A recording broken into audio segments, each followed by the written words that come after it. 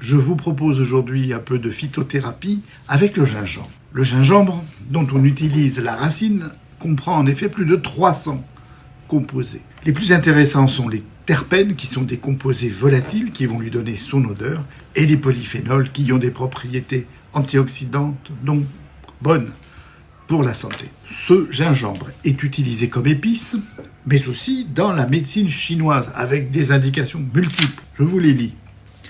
Fièvre, infection, arthrose, douleur, hypertension, maladie du système nerveux, démence, gingivite, diabète, anti-nauséeux, anti-vomitif, et enfin comme stimulant sexuel chez l'homme. Avouez que ça fait beaucoup.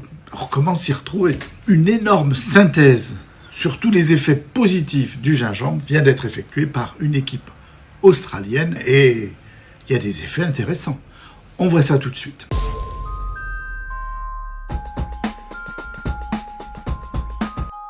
Ces auteurs australiens ont réuni 400 revues depuis 2019 portant sur les effets du gingembre. Mais ces 400 revues, c'est quoi ? Une revue, c'est déjà la somme de plusieurs analyses portant sur un effet du gingembre dans tel symptôme ou telle pathologie. Ils ont ensuite procédé à une évaluation de la qualité classée de haute à très basse.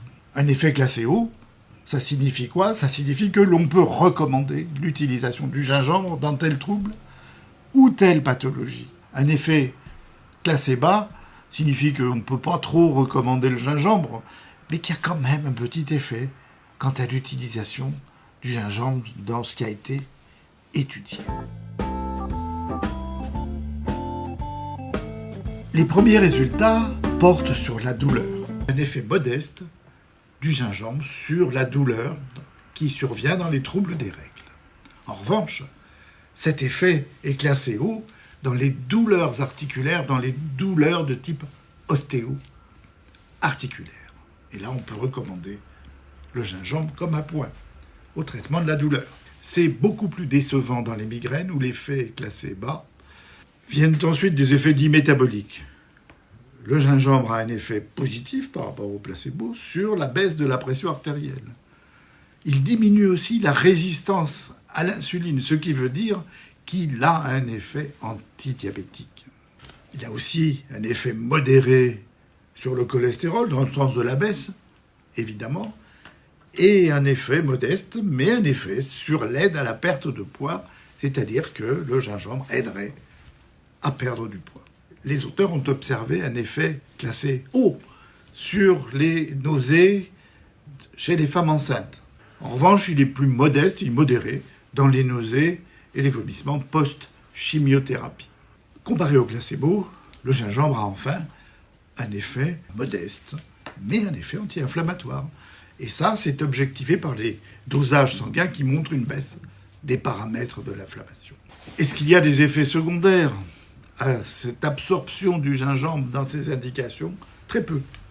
Ont été rapportées cependant des sensations de brûlure de l'estomac et peut-être une espèce d'inconfort intestinal, peut être lié, c'est pas très clair, à un reflux gastro-œsophagien.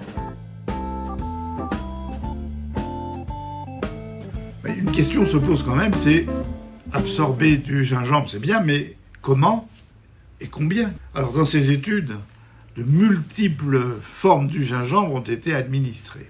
Les auteurs n'ont pas tenu compte de l'origine du gingembre, parce qu'en effet la qualité et la nature des composés varient selon les saisons, selon les méthodes de culture, selon les climats et les zones géographiques où ce gingembre est cultivé.